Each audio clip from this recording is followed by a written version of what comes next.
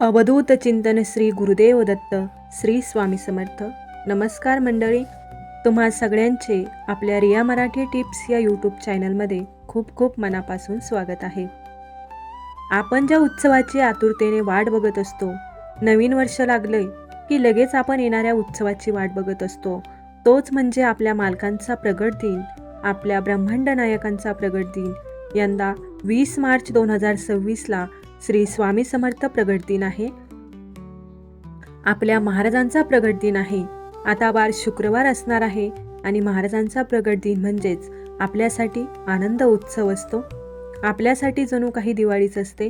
तो दिवस आपल्यासाठी खूप महत्त्वाचा असतो आणि दरवर्षी आपण या दिवसाचं औचित्य साधून, या सुवर्ण क्षणाचं औचित्य साधून महाराजांची 21 दिवसाची सेवा करत असतो.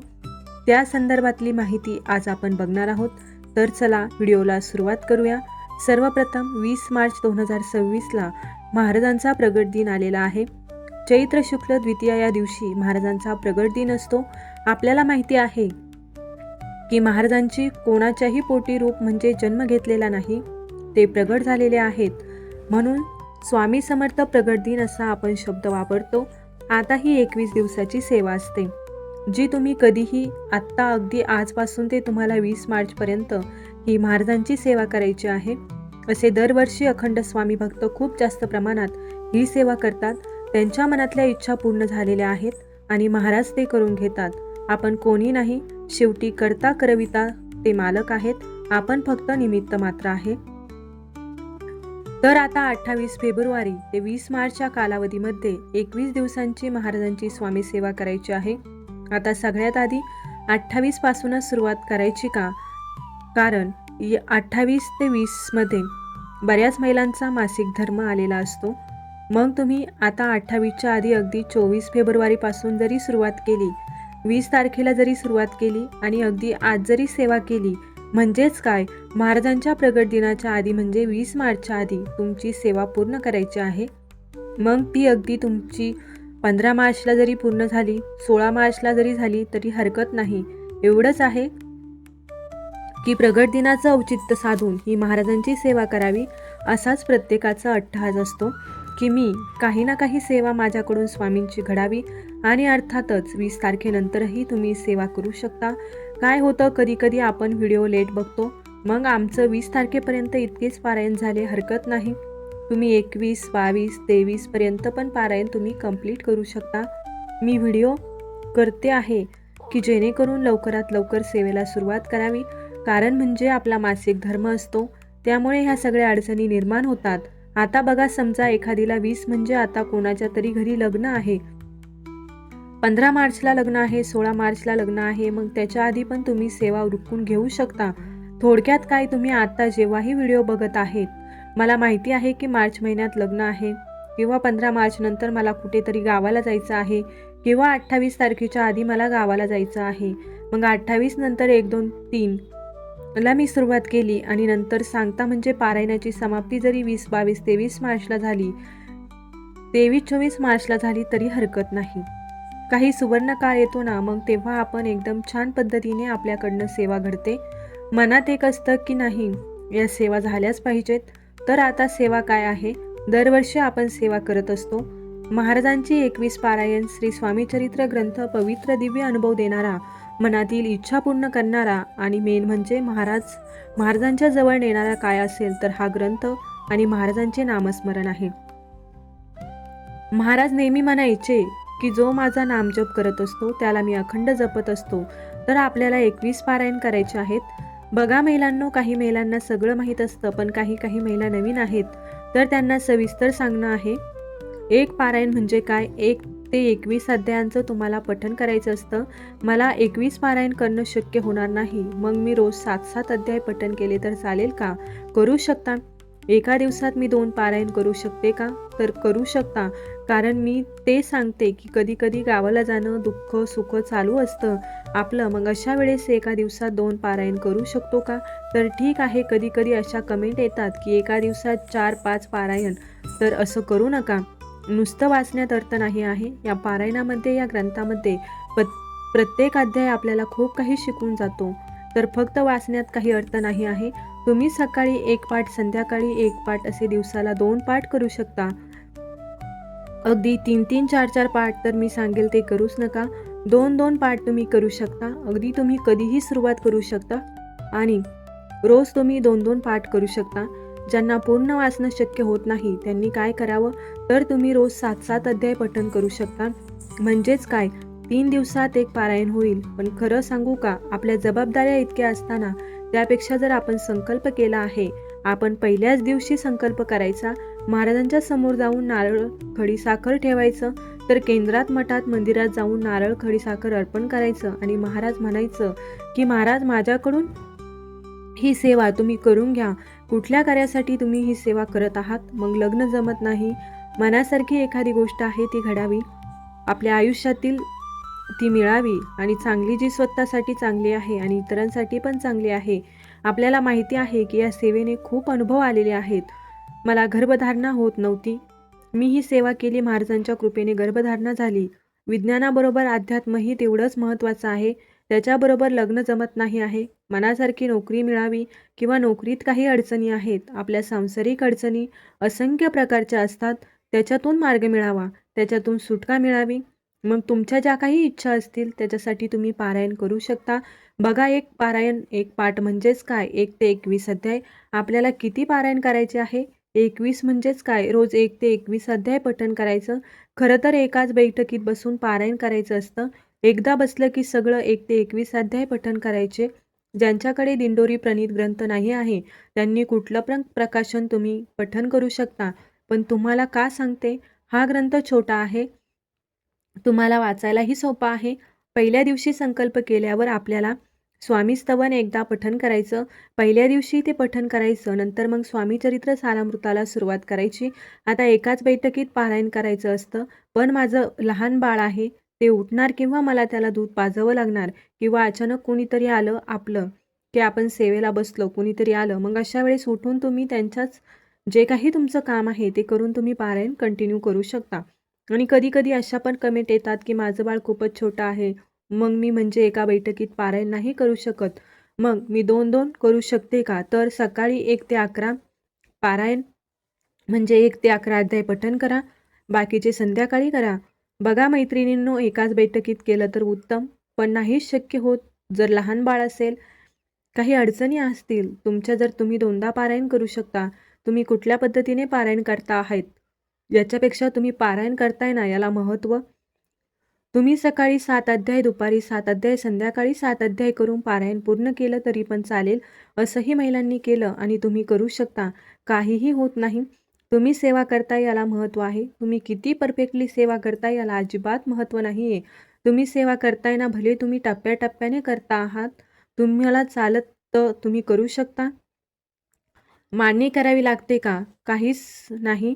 आपल्याकडे छोटासा महाराजांचा फोटो असेल तरी चालेल, मूर्ती असेल तरी चालेल. वेगळी मांडणी करायची गरज नाही. तुमची खूप इच्छा असेल की नाही मला एकदम साजरं संगीत करायचं आहे, तो तुम्ही वेगळी मांडणी करू शकता. तिथे महाराजांचा फोटो ठेवू शकता, रोज हार वगैरे घालू शकता. जर तुमची इच्छा असेल तर तुम्ही कळसाची स्थापना करू शकता आणि रोज असा हा ग्रंथ ठेवायचा, वाचायचा, परत तो झाकून ठेवायचा, दुसऱ्या दिवशी परत वाचायचा, झाकून ठेवू शकता. तुमची जर इच्छा असेल मांडणी तर तुम्ही मांडणी करू शकता, नाहीतर देवघरात बसून पारायण करायचं. पारायण करून झालं की ग्रंथ उचलायचा, जागेवर ठेवायचा, परत दुसऱ्या दिवशी तो ग्रंथ घ्यायचा आणि पारायण करायचं. या पद्धतीने तुम्ही करू शकता, काही अडचण नाही. आम्हाला बसता येत नाही, मस्त खुर्ची टेबल घ्यावं, त्याच्यावर पारायण करू शकता किंवा मला बेड रेस्ट आहे, मी झोपूनच असते, मग मी दिवाणावर पण पारायण करू शकते का? तर करू शकता, काहीच अडचण नाही. तुमची अडचण आहे, जर तुम्हाला तुम्हाला डॉक्टरांनी सांगितलं तुम्ही उठूच शकत नाही, तर तुम्ही पारायण कसं करू शकता? मग त्यापेक्षा आपण जे काही आहे, ज्याच्यात आहे तसंच आपल्याला स्वामी सेवा करू शकतो. स्वामी सेवांचं महाराजांचं तेच आहे की बाळा, तू जसा आहेस, जिथे आहे तिथे माझी सेवा कर. आता हे स्वामी चरित्र सारामृतातलं आता हे स्वामी चरित्र सारामृताबद्दल झालं. रोज आता ज्यांना पारायण करणं शक्य होत नाही, काही कारणाने नाही, आम्ही नाही पारायण करू शकत, त्यांनी 21 दिवस रोज 11 माळी श्री स्वामी समर्थ, श्री स्वामी समर्थ, श्री स्वामी समर्थ या पद्धतीने रोज तुम्ही 11 माळी जप करू शकता किंवा श्री स्वामी समर्थ, जय जय स्वामी समर्थ, श्री स्वामी समर्थ, जय जय स्वामी समर्थ, अगदी असं तुम्ही नामजप महाराजांच्या समोर बसतो. चालता बोलता उठता बसता नामस्मरण वेगळं असतो. इथे महाराजांच्या समोर बसून अगदी 20 ते 25 मिनिटे लागतात. ज्यांना स्वामी चरित्र सारामृत पारायण करणं शक्य होत नाही त्यांनी 21 दिवस 11 माळी जप करायचा. आता ताई मी सकाळी 11 माळी, संध्याकाळी 11 माळी करू शकते का? मी काय म्हणते, तो 21 दिवसाचा नियम तुम्ही ठेवा. 21 दिवसांमध्ये महाराज माझ्याकडनं काही होत नाही आहे, मी नामस्मरण करते. ज्यांना लिखित नामजप करायची सवय म्हणजे ज्यांची इच्छा आहे, ज्यांना ती सवय लागली आहे त्यांनी पण ठरवावं की 11 माळी मी पठण करतो ना, तर म्हणजे मी बोलतो ना, तर मी 11 माळी मी लिहिणार. लिखित नामजप तुम्ही रोज 11 माळी करू शकता. त्याच्याबरोबर तुम्ही रोज 11 वेळा तारक मंत्र म्हणू शकता. असं तुम्ही 21 दिवस सेवा करू शकता.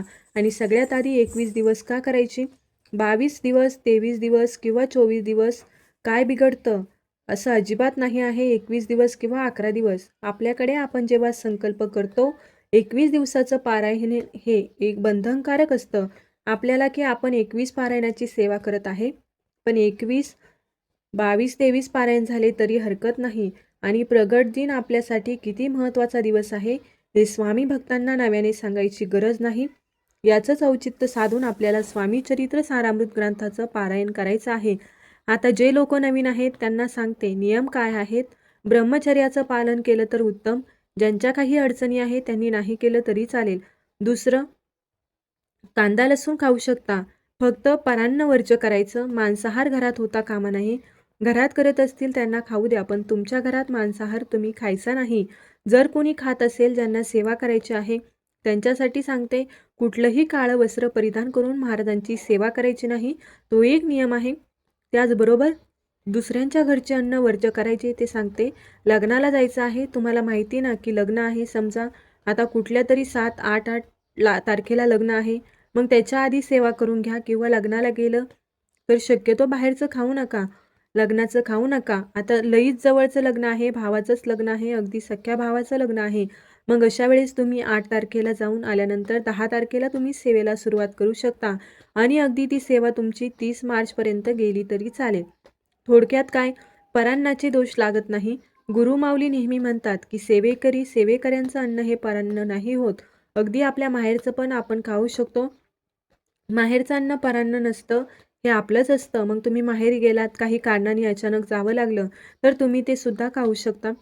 पण बाकीच्या गोष्टी कुठे नाही. मग तुम्ही कांदा लसूण खाऊ नका किंवा तुम्ही भात खाऊ नका. एकच धान्य का, असा कुठलाही नियम नाही. उपवास धरावा लागतो का, तर अजिबात नाही. स्वतःच्या शरीराला त्रास करून उपवास करून पारायण करणं, सेवा करणं असं कुठेच दिलेलं नाही. पण अनेक लोकांची इच्छाशक्ती असते की एक टाईम उपवास करतो आणि संध्याकाळी खातो. तुमची जर इच्छा असेल, तुम्हाला जर करायचं असेल तर तुम्ही करू शकता. बाकी कुठलेच नियम नाही.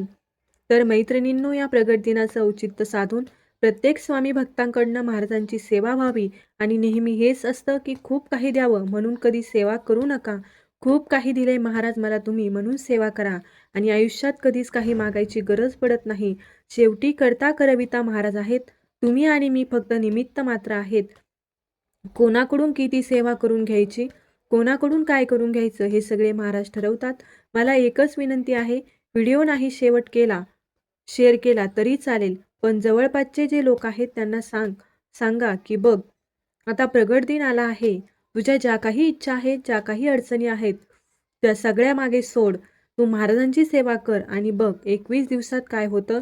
जे नशिबातही नाही आहे ते प्रारब्ध, पण सगळं नव्हतं ते सगळं महाराज आपल्याला देतात. पण योग्य वेळ आल्याशिवाय कोणालाही काही मिळत नाही. तुम्ही आणि मी कितीही डोकं आपटा किंवा कितीही काहीही करा, योग्य वेळ आल्यावर महाराज प्रत्येकाला भरभरून देतात. आणि मला माहिती आहे तुम्ही सगळेजण सेवा करणार आहात. आपण सगळ्या जणांनी मिळून सेवा करूया की जेणेकरून आपल्या आयुष्यातील अडचणी, संकटे, दुःख कमी होतील. अर्थातच या सेवेमध्ये 4 दिवस इकडे तिकडे झाले तरी हरकत नाही. 4 दिवस तुम्ही थांबवू शकाल, नंतर सेवा कंटिन्यू करा. तुम्ही सेवा करताय ना, हे जास्त महत्त्वाचं आहे. तर आजच्यासाठी इतकाच. व्हिडिओ मोठा झाला असेल तर माफी असावी. झालेली सेवा महाराजांच्या चरणी मी रुजू करते आणि आजचा व्हिडिओ इथे थांबवते. व्हिडिओ आवडला असेल तर लाईक, शेअर, सबस्क्राईब करा. भेटूया परत अशा सोबतच. तोपर्यंत श्री स्वामी समर्थ.